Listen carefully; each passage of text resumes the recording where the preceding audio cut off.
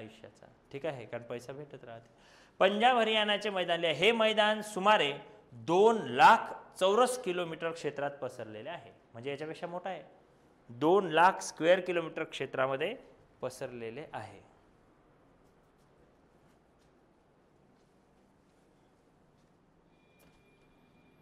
यालाच सतलज यमुना विभाजक मैदान सुद्धा म्हणतात. यालाच सतलज यमुना विभाजक मैदान सुद्धा म्हणतात. सतलज यमुना विभाजक मैदान सुद्धा म्हणतात. पुढे लिहा. याची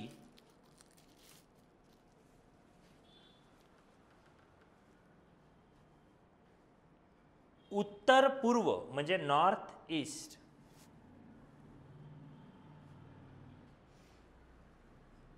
व दक्षिण पश्चिम लांबी 650 किलोमीटर आहे.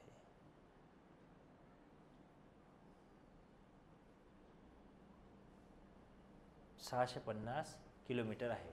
म्हणजे त्याची लांबी पण दिली आहे, त्याचं पूर्ण क्षेत्रफळ पण दिलं आहे. पुढे लिहा. रुंदी पूर्व ते पश्चिम 300 किलोमीटर आहे.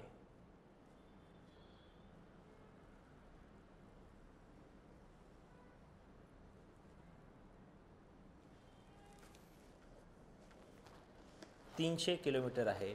तर तिसरा पॉइंट, समुद्र सपाटीपासूनची उंची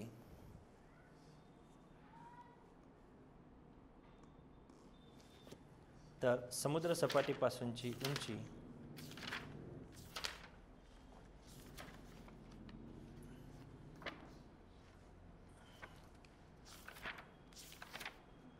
ते दोआब वगैरे तुम्हाला नद्यांच्या मध्ये शिकवत असतो आहे ना आपण, त्यामुळे इथं शिकवणार नाही.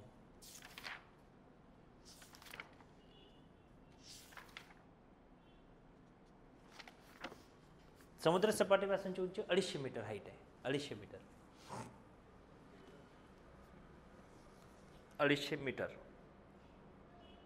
किलोमीटर लिहिलं का? हां, मीटर, ठीक आहे. पुढे लिहा. पूर्वेकडील सीमा यमुना नदीला जोडून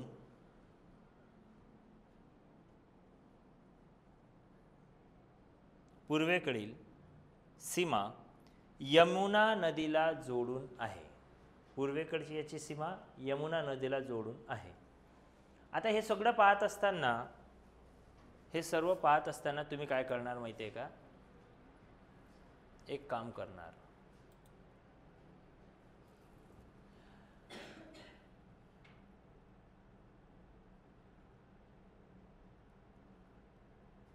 हां, सपना टाइम चेंज नाही झाला. हे लाईट नसल्यामुळे काय म्हणतात त्याला, उशिरा घेतलं आपण, नाहीतर टाईम नाही चेंज झाला. आपला 9ला किंवा 9:30लाच घ्यायचं आणि 11पर्यंतच घ्यायचं असंच नियोजन आहे. पण लाईटच आज 10:30ला आली किंवा आली नव्हती, आम्ही बिना लाईटचं सुरू केलं होतं, ठीक आहे. लाईटच्या इश्यूमुळे टायमिंग आज चेंज झालेला आहे. तरी एवढं आपण घेणार आहे. नाही पाहणं झालं रेकॉर्डेड पाहायचं, पण टेन्शन नाही घ्यायचं, ठीक आहे. नाही पाहणं झालं लाईव्ह तरी रेकॉर्ड राहते, अपलोडही होते आणि ते स्टोअरही राहते, दोन्ही पाहू शकता. झालं. पूर्वेकडील सीमा यमुना नदीला जोडून आहे आणि दक्षिण पूर्व भागात अरवल्ली पर्वताची शृंखला आहे. दक्षिण पूर्व भागात अरवल्ली पर्वताची शृंखला या भागात आहे. आता इथं विषय आला की पूर्वेकडची सीमा कुठे आहे म्हणते, यमुना नदीला जोडून. तर तुमचं कर्तव्य काय माहिती आहे का? घरी जाऊन मॅप काढणं. बघा, असं जर कराल तर जिंदगीतही जॉग्राफी विसरणार नाही. लगेच तुम्हाला यमुना नदी पाहा लागेल, पटकन यमुना, हा यार यमुना इकडं चालली. एक एक पॉईंट त्याच्यामध्ये शोधा. मग आपल्याला काय शिकवत आहे बॉस सर? पंजाब आणि हरियाणाचं मैदान. लगेच पंजाब, हां हे तर वर आहे राजस्थानच्या, हरियाणा हा बाजूला आहे, आणि हा मैदान मग कुठे, यमुना. मग तिथून यमुनापर्यंत, मग त्या तुमच्या फिजिकल मॅपमध्ये ते तुम्ही काढलं पाहिजे किंवा रफमध्ये काढलं पाहिजे की हो असं आहे रे भाऊ, हे लांबी, हे रुंदी, हे फाडून फेकून दिलं पाहिजे कागद. समजला? येत आहे लक्षात? पण ते तुम्ही थ्रू द मॅप जा. जॉग्राफी कसा अभ्यास करायचा? Through the map. मॅप बाजूला ठेवून जॉग्राफीचा अभ्यास करता येत नाही. जेव्हा फिजिकल जॉग्राफीचा विषय येतो तेव्हा, मग ते नदी प्रणाली असो की हे असो. समजलं? लिहा. या भागात काय लिहिलं? खाली दक्षिण पूर्वला अरवली. झालं? इथपर्यंत समजलं? पुढे लिहा. या भागात सतलज, रावी, बियास ह्या नद्या वाहतात.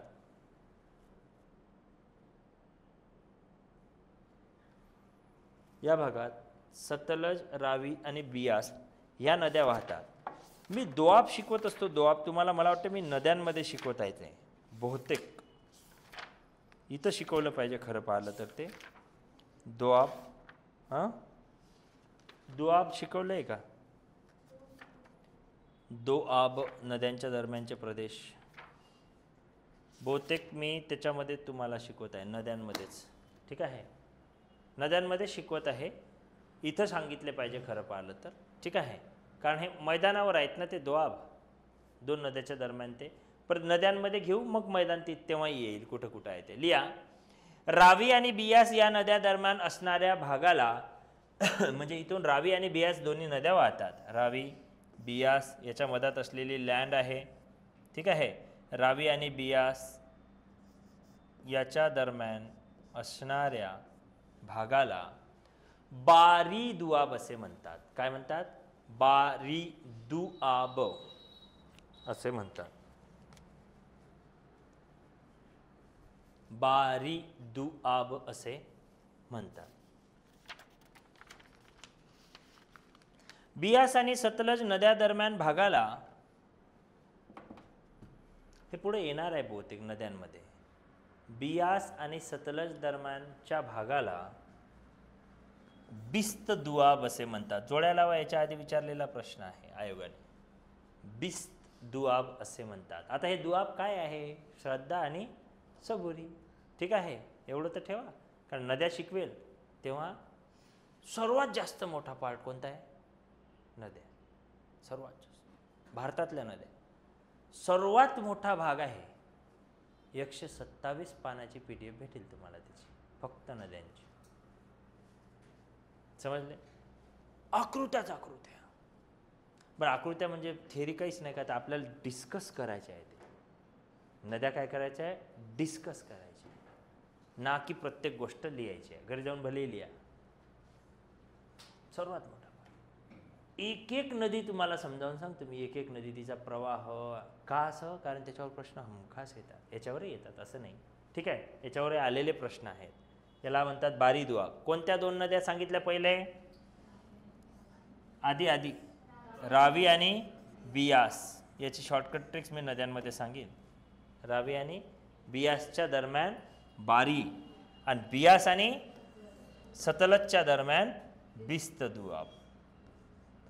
बिस्त दुआब, दुआब किंवा दोआब असं म्हणतात. दोआब असं म्हणतात. झालं क्लिअर? म्हणजे दोन नद्यांच्या बीचमध्ये असलेली लँड. That's it. झालं? पुढे काय झालं? हां, सतलजच्या दक्षिणेकडील मैदानाला माळवा प्रदेश म्हणून ओळखले जाते. सतलजच्या दक्षिणेकडील असणाऱ्या प्रदेशाला माळवा प्रदेश म्हणून ओळखले जाते. सतलज यमुना नदी दरम्यान, खालच्या ओळीत, सतलज यमुना नदी दरम्यान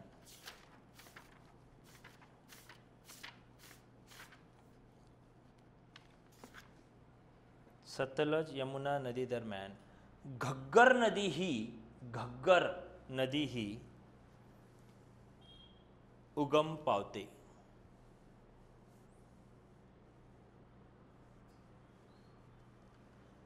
उगम पावते.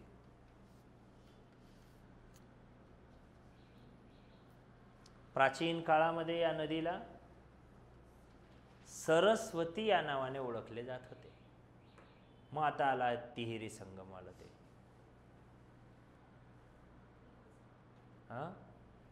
कोण कोण?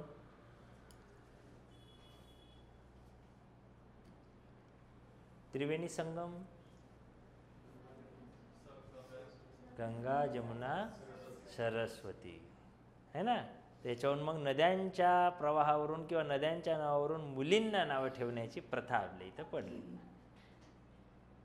परुष्णी मुलीचं नाव आहे, नदीचंही नाव आहे. रेवा, रेवती, समजलं आहे, नद्यांची नाव आहे. कृष्णा, कावेरी, दामिनी, बापा बापा लिहा. काय लिहिलं? सरस्वती नदी म्हणून ओळखले जात होते. हा, इंद्रायणी, हा, भागीरथी, काही ठेवा चालते, लिहिला. आता आहे मध्य भारताचं मैदान, तिसरा पॉईंट. ठीक आहे. आता हा सर्वात मोठा भाग आहे. मध्य भारताच्या मैदानालाच तुम्ही गंगेचं मैदान म्हणू शकता, कारण गंगेच्या नदीच्या प्रवाहाने गंगेच्या म्हणजे एका नदीमुळे मैदान तयार होत नसते, ध्यानात ठेवा आयुष्यभर. नदी आणि तिच्यासोबतच्या पूर्ण उपनद्या या सर्वांचं बेसिन, त्याला मराठीत काहीतरी शब्द आहे, खोरं समजते ना, खोरं, त्याला इंग्रजीत बेसिन म्हणतात. मग त्या खोऱ्यामध्ये पूर्ण जेवढ्याही काही नद्या येतील त्या सगळ्या नद्या मिळून जे मैदान बनते त्याला त्या नदीच्या नावावरून, मुख्य नदीच्या नावावरून त्या मैदानाला ओळखले जातात. म्हणून उत्तर भारतीय मैदानाचा हा एक भाग मध्य भारताचं मैदान, यालाच म्हणतात गंगेचं मैदान. लिहायचं आहे मध्य भारताचे मैदान. हे मैदान उत्तर प्रदेश, बिहार, बंगाल या राज्यात पसरले आहे. सर्वात मोठा क्षेत्र याचं आहे, मी मध्ये सांगितलं. कुठे कुठे आहे? उत्तर प्रदेश, सर्वात जास्त उत्तर प्रदेशमध्ये आहे. त्यानंतर बिहार, पश्चिम बंगाल या राज्यात पसरलं आहे. याचे क्षेत्रफळ 3.50 लाख चौरस किलोमीटर आहे. याचे क्षेत्रफळ किती आहे?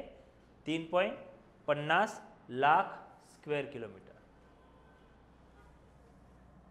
3.50 लाख स्क्वेअर किलोमीटर नव्हते एवढं, खूप जास्त झालं ना, बरोबर. सर्वाधिक आहे. हां, या क्षेत्रातील गंगा नदी ही प्रमुख नदी,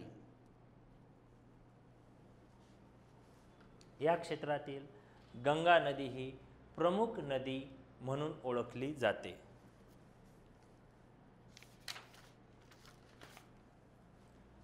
गंगा आणि तिच्या उपनद्यांच्या प्रवाहाने झालं. गंगा आणि तिच्या उपनद्यांच्या प्रवाहाने या भागामध्ये, गंगा आणि तिच्या उपनद्यांच्या प्रवाहाने या भागामध्ये गंगेचे मैदान 3 भागात विभाजित केले आहे. 3 भागात विभाजित केले आहे.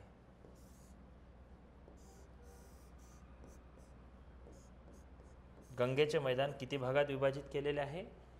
3 भागात. एक अप्पर गंगा मैदान, ऊर्ध्व गंगेचे मैदान, मराठीत याला ऊर्ध्व गंगा म्हणतात. ऊर्ध्व गंगेचे मैदान, ऊर्ध्व गंगेचे मैदान, अप्पर गंगा मैदान. लोअर गंगा किंवा मध्य गंगा, लोअर गंगा किंवा मध्य गंगेचे मैदान. आणि निम्न म्हणजे बचावा, निम्न गंगेचे मैदान. खुल जाए सिमसिम. उपरी गंगा का मैदान म्हणजेच काय? अप्पर.